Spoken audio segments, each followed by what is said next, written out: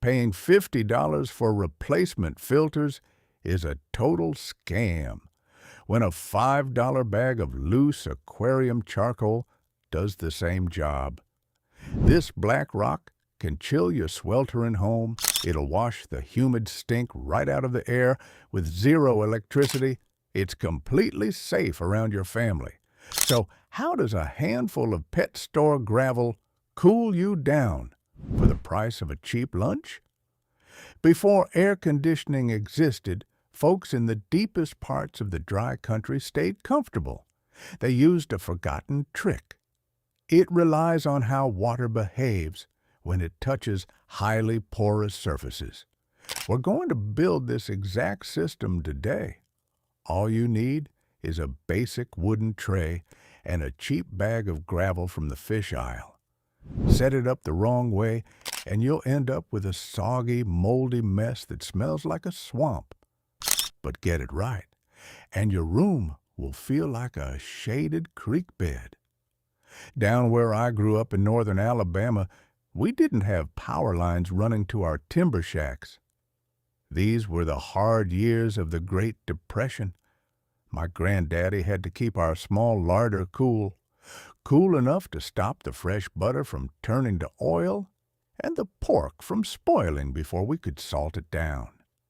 He didn't have a fancy machine with a copper coil. He had a simple box of wet charcoal sitting on a windy ledge. The way we did it back home was simple, and it kept us alive when the summer sun turned the red clay to dust. Summer in the South brings a heavy, thick air. It settles over your porch. It makes every breath feel like you're swallowing warm soup. Your young tomato starts begin to drop their blossoms because the air is too hot for them to pollinate. So you retreat inside. But the house is just a wooden box, trapping all that stagnant heat. The air gets sour. It smells like damp dust and old cabbage. You want to sit out on your screened porch with a glass of cold tea. But by 5 in the evening, the heat is bouncing off the floorboards, and you're back inside, sweating through your shirt.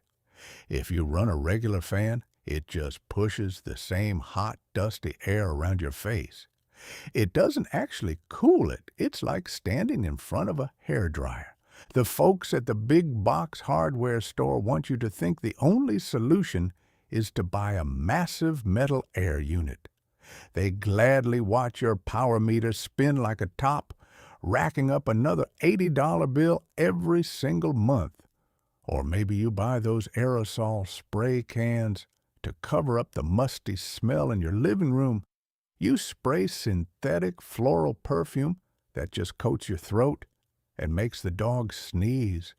If you got one of those modern air purifiers, they lock you into a loop. You're buying $20 replacement pads every spring. They sell you the charcoal as a special material.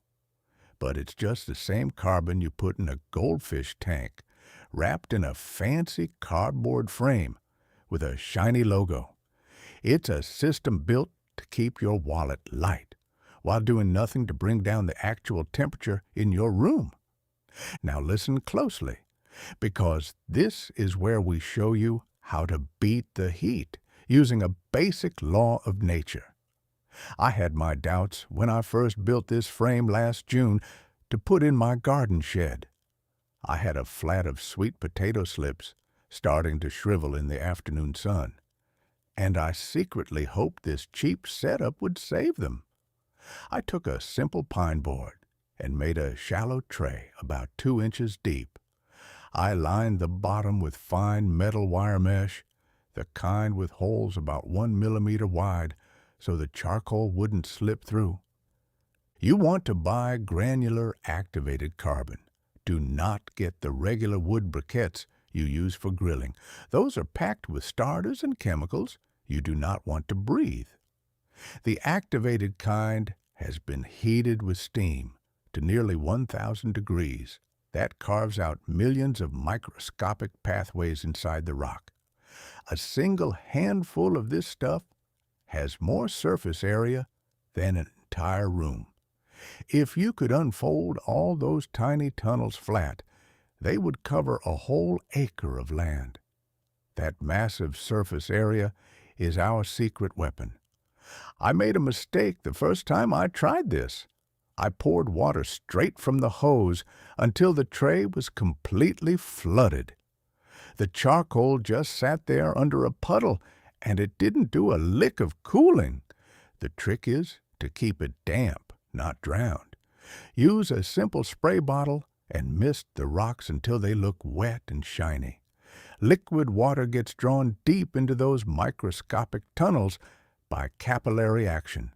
It holds on to the moisture and releases it very slowly as a cool vapor. You must place this tray directly in your open window or right at the doorway where the outdoor breeze is coming in. Old-timers back home knew you cannot just leave this in the middle of a room. If you put it in a dead corner, the air around it gets heavy with moisture, the water stops evaporating, and you get no cooling at all. But set it in the window, and the warm breeze is forced to blow across all those wet carbon pores. It behaves like a natural creek bed, pulling the heat right out of the incoming air. Let's be completely honest about what to expect. Do not expect this to turn your house into a frozen meat locker. If you live out in Arizona, where the air is bone dry, this simple tray can drop the incoming air temperature by 10 to 15 degrees. In my humid Alabama garden shed, the temperature drop was more modest, about 1 to 2 degrees on a sticky July afternoon. But even when the air is too wet for major cooling, the carbon does a second job that never fails. Because it's highly porous, it acts like a giant sponge for odors. It dissolves and traps the pungent ammonia smell from my nearby chicken coop. It pulls the musty stink right out of the damp ground. Your air comes in smelling clean and crisp, like the woods after a hard rain. The best part of this setup: you don't have to buy a new bag of charcoal next month. When the rocks get full of odors and stop cleaning the air, you can refresh them for free. Take the damp charcoal out of your window tray and spread it thin on an old metal baking sheet. Place it right out in the blazing summer sun for about 2 hours. The dark carbon absorbs the solar heat, warming up to nearly 70 degrees. That thermal energy makes the trapped odor molecules shake loose and float away into the open sky. It completely dries out the carbon pores, restoring up to 30% of its original cleaning power, without costing you a single penny. Once it's dry and hot, just let it cool down, spray it with fresh water, and slide it right back into your window frame. And you start the whole process all over again.